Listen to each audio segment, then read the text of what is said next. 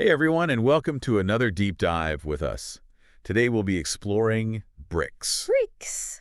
It's a group of nations with the potential to really reshape the global landscape as we know it. Yeah. And we've got some great material to dig into today. Yeah. We've got economic analysis, geopolitical commentary, really fascinating stuff. Yeah. All pointing to a world that could look very different in the coming years. Yeah.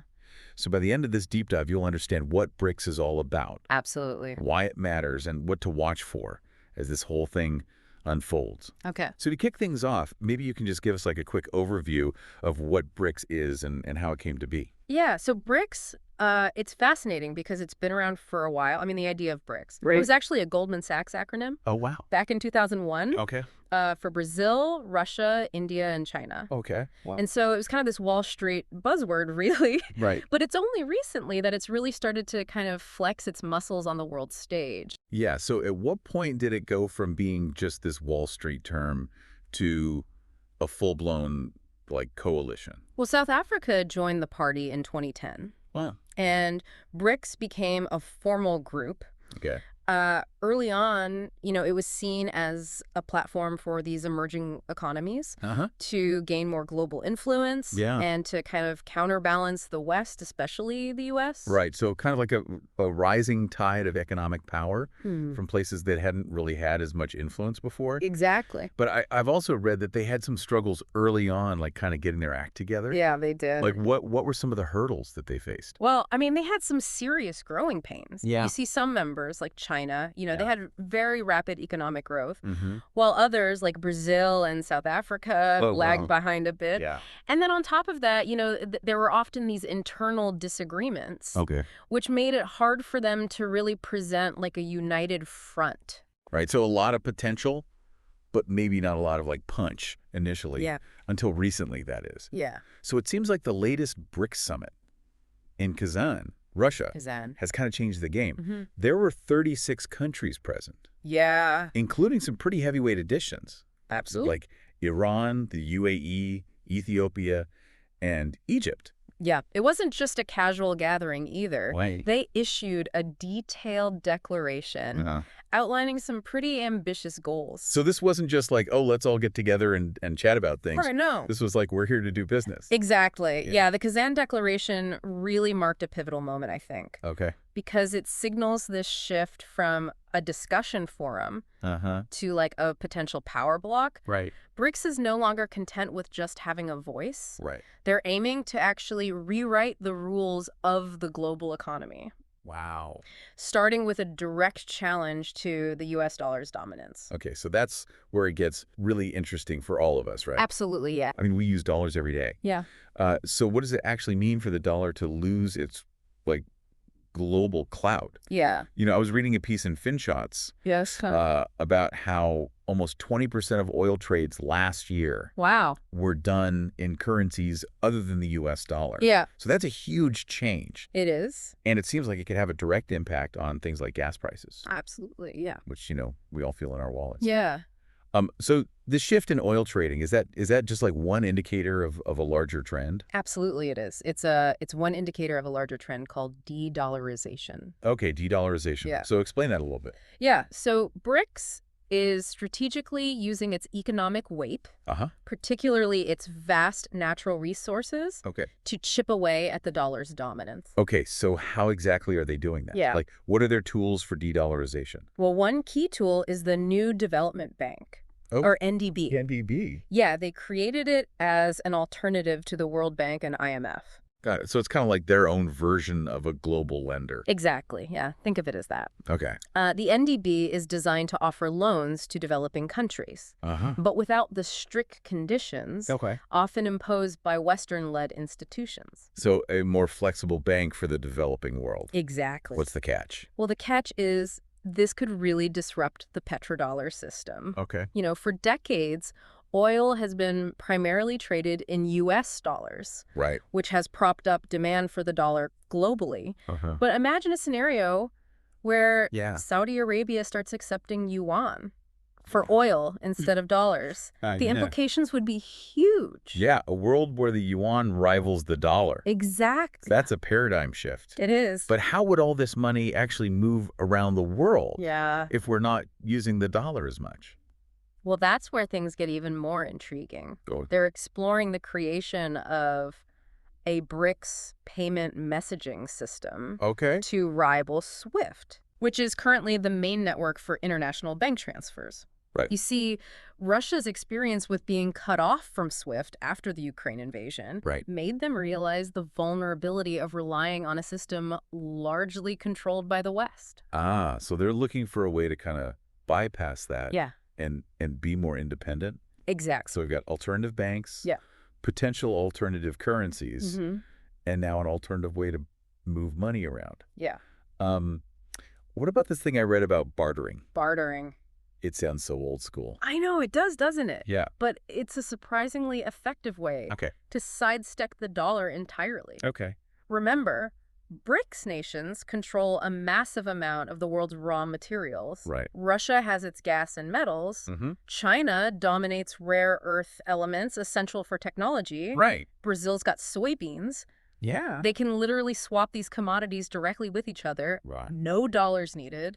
So like a straight-up trade. Yeah. There was even a recent example of a Russian company bartering chickpeas for Pakistani rice. Chickpeas for rice. Yeah. So in this new world order, dinner is a trade negotiation. Exactly. But that brings us to something even more radical. Yeah.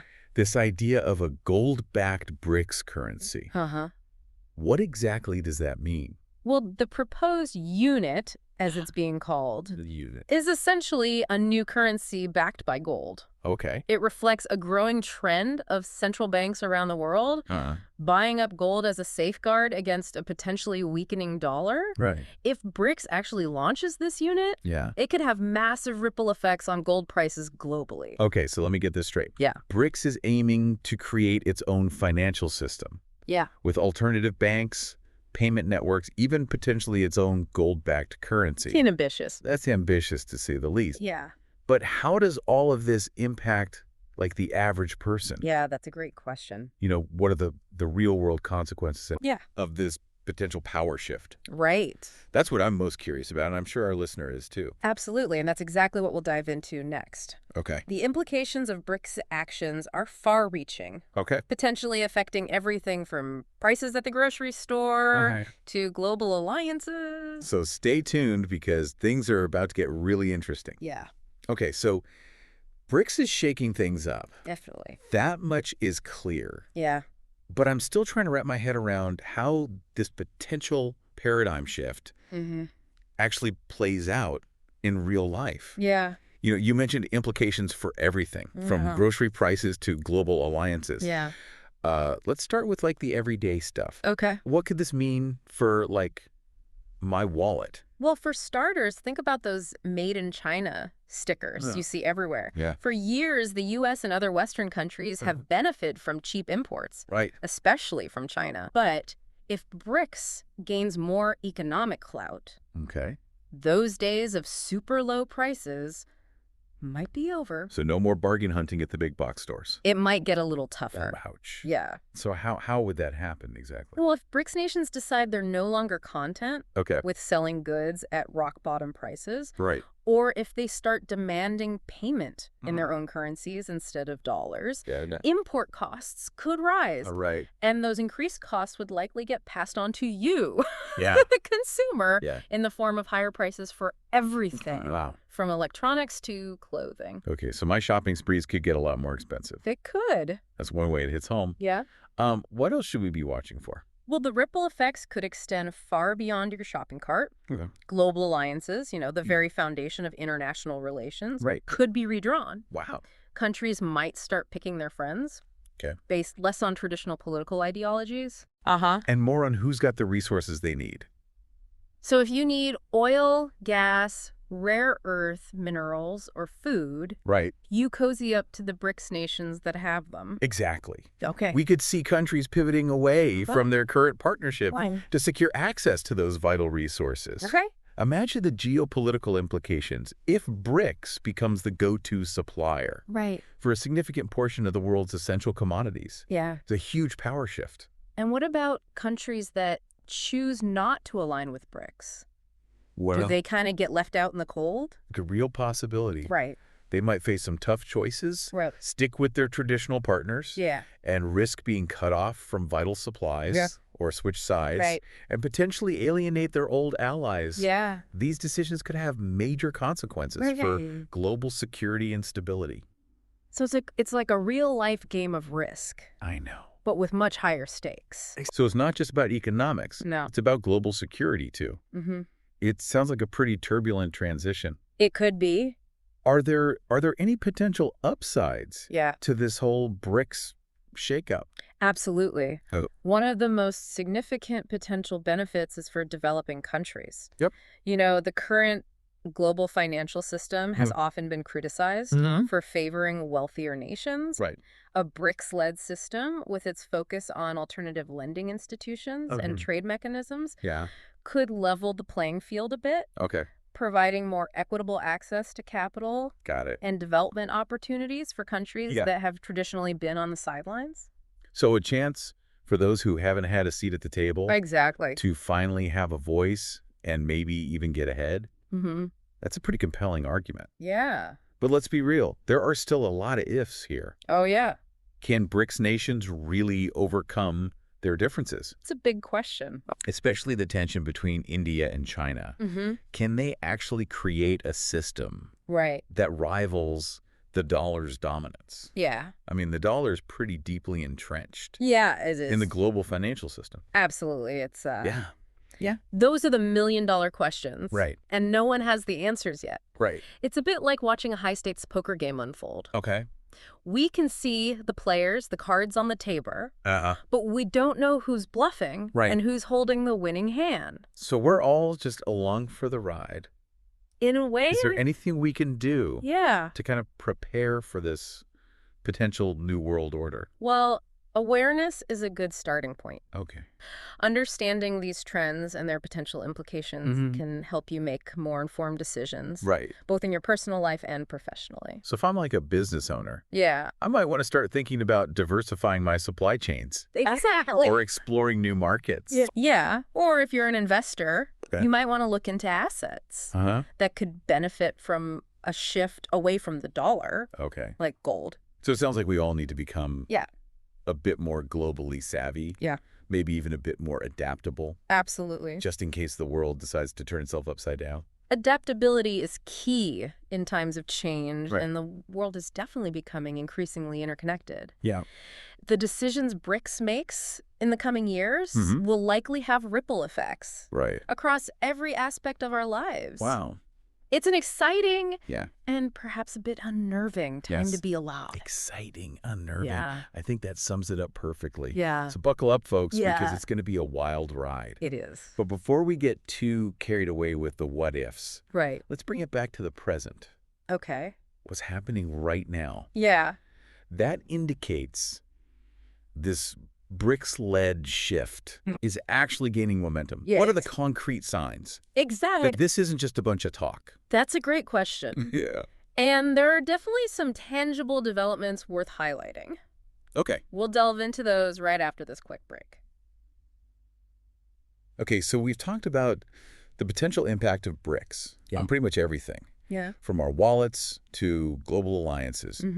But before we wrap up, I want to circle back to this idea of a paradigm shift. It's a pretty big concept. And I'm still not entirely sure what it would actually look like. In practice. So can you break it down for me? Sure. And for our listeners. Absolutely. Like in terms we can all understand. So for decades, we've lived in a world where the U.S. has been the dominant global superpower. This has shaped everything from international trade to military alliances. A paradigm shift would mean a fundamental change in that power structure. A move away from a unipolar world, dominated by one country, to a multipolar world where power is distributed among several key players. So imagine a solar system with multiple suns, instead of just one. Exactly, yeah. That's a pretty powerful image. Yeah.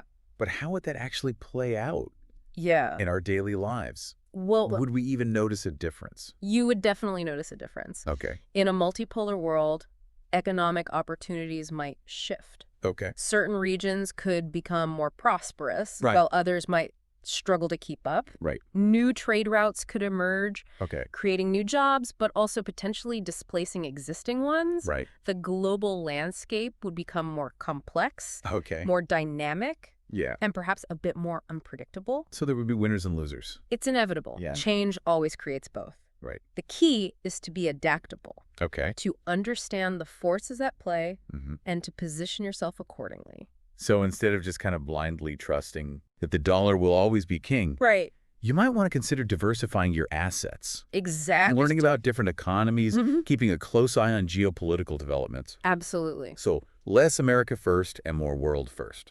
In a sense, yes. Okay. A multipolar world would require more cooperation and collaboration among nations. Right. It would also require individuals to be more globally aware and engaged. Okay, so as we wrap up this deep dive, it sounds like we're kind of standing at a crossroads here. Yeah. One path leads to more of the same. Right. With the U.S. maintaining its dominance. The other path leads to a more multipolar world. Yeah. With all the complexities and uncertainties that come with it. Exactly. It's a potential turning point in history. Yeah.